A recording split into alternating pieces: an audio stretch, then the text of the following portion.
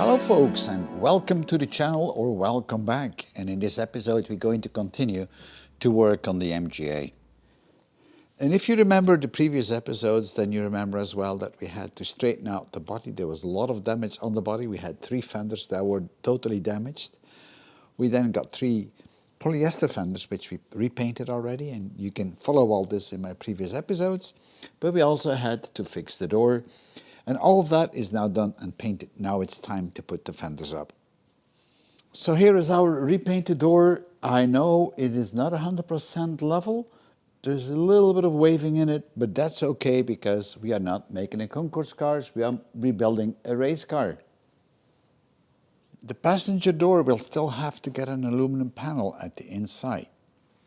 The rear fender is already installed, and as I said before, this is a polyester fender. So if you're going to install polyester fenders on your car, you should really pre-trial them, fit them before you start painting them, because there's a good reason why you need to do that. And the reason why painting the fenders while they're on the car is a bad idea is the piping. And what you see right here is the piping. The steering wheel is another element we will have to replace. And here is that old steering wheel. And you can see that the spokes we have here, they have been bent before during the crash. And then somebody straightened them back up. Now this is something you should never do on aluminum. So therefore we're going to change the steering wheel out with a new one. And here is the new steering wheel. It's a little bit smaller, but we have a bit of an issue with the fitting. Then you'll notice that we only have 6 holes, whereas the original one actually has 7 bolts in it. This is the original plaque that goes on top of the steering wheel, and you can see that that is not going to fit any of the holes here. So I will need to create an adapter to get the steering wheel with the 6 holes onto the original part, which is having 7 holes. And for that I will be using an aluminum block which we will put on the lathe and drill the necessary holes in. There is also another problem with the pedals, the clutch and the brakes, and you can see how high up they are. I mean, this is at least 30 centimeters from the floor. Not a good thing to have. This is very high compared to where the throttle is.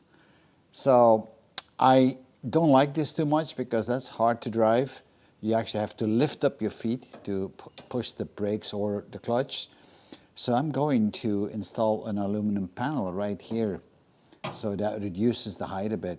I could also extend the pedals if I wanted to, but I won't do that. I'm just going to have a new floor panel, a fake floor panel here, that will make it a bit easier to hit the pedals.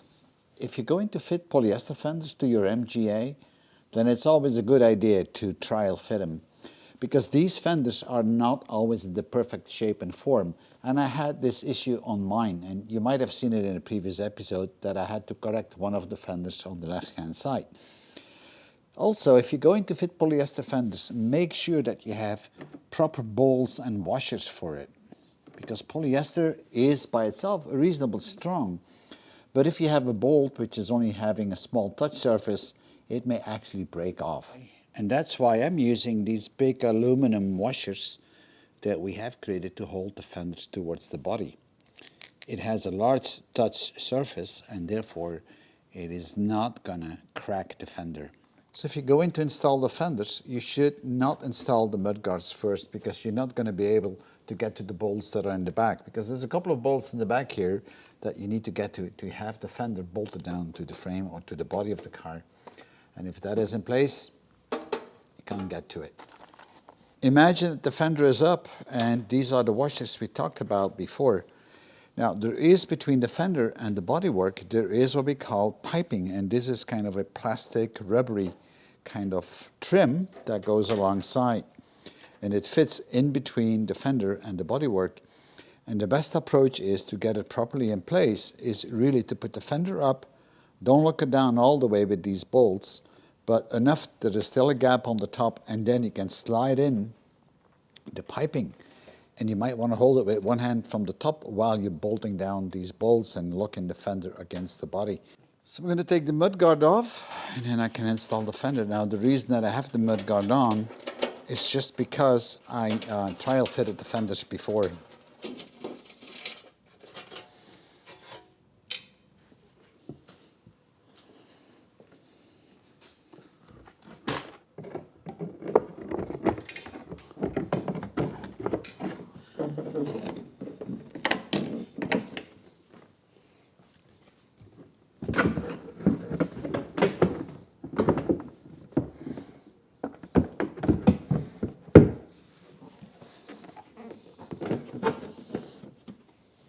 And now it's just a matter of putting the bolts up from the inside, and I'm not going to tighten them down all the way for the reason that I still want to put the pipe in on the top, but still strong enough so it doesn't come loose, because I want to make sure it's properly aligned.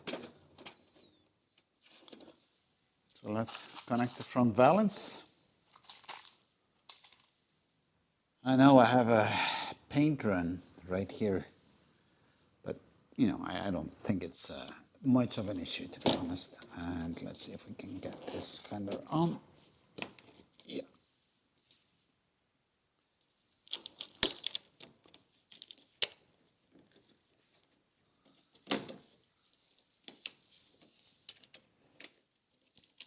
There's a lot of little balls and fiddling that has to happen on this car before it's going to be completely assembled.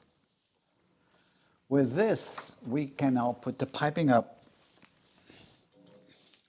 Now, if you're going to put the piping up, make sure that you know where the cutouts are, because otherwise this is not going to fit too well. So here's the piping, and remember that there are cutouts where the bolts are.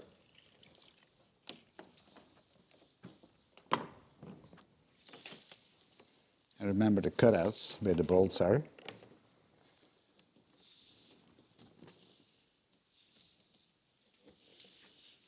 Okay, so that piping is in. All I need to do now is just bolt down those bolts and then try to hold the piping in a little bit so it doesn't pop out. So now it's just a matter of pushing it in a bit so it's nice and flush. Now we're about ready to lock down the bolts. I think this side needs a little bit more pushing. There we go. At the bottom of the fenders, there are some bolts that you can attach to the bodywork of the car, but I have created an aluminum bar that goes on top of the fender. So I have, again, a better touch surface, and then these bolts are going to go through. Let me show you that where this is fitted, and then we're going to carry on with the next thing. So here, we've got the lower part of the fender, and that's the one we're going to lock down with this aluminum bar. So let's see how this goes. And I think it goes up like this. And I need to hold it a bit. So I'm just going to put a couple of bolts on first, fairly loose, without all the washers I'm going to need, just to make sure it fits. And it should, because we have trial fitted it. So there should be no problem fitting this, really. But you never know. And I know we still have to put washers up, but I will do that once this is fully fitted.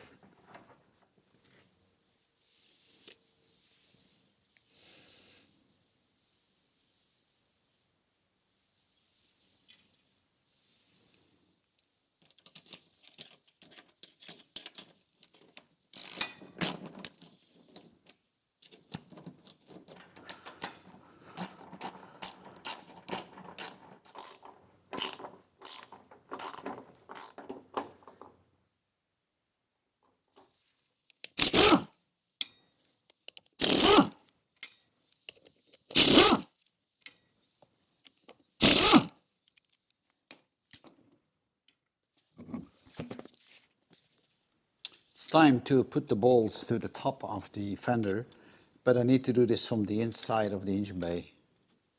I think there's about 2 bolts or so on each side.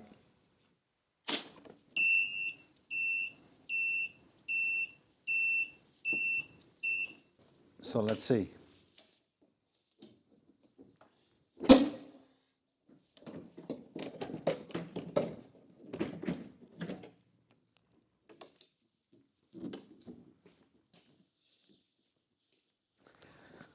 So the two holes are right there. So I need to put a bolt through it, and hopefully these bolts are long enough. If not, I will use the long one. But let's try the short one first. And I'm going to tape that up a bit so that the bolt doesn't fall out. Because, all right, let's see if I can feel the bolt at the inside. I can just feel it. It's going to be tight, but it will work.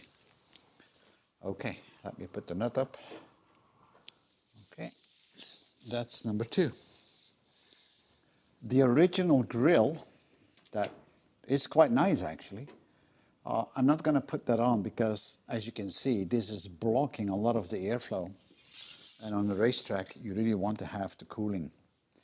So instead, what I'm going to do is, with a new stainless steel grid, I'm going to bend a new grid that will go in there. Thank you for viewing, and this is the end of part 5. I hope you enjoyed it, and I'll see you in my next video. In the next episode, part 6, we will fix the steering wheel, we'll create a new boss, an adapter, and we'll create the new front grille. In part 7, we'll install the aluminum panels, both on the door and on the floor. I'll see you in the next video. Bye-bye.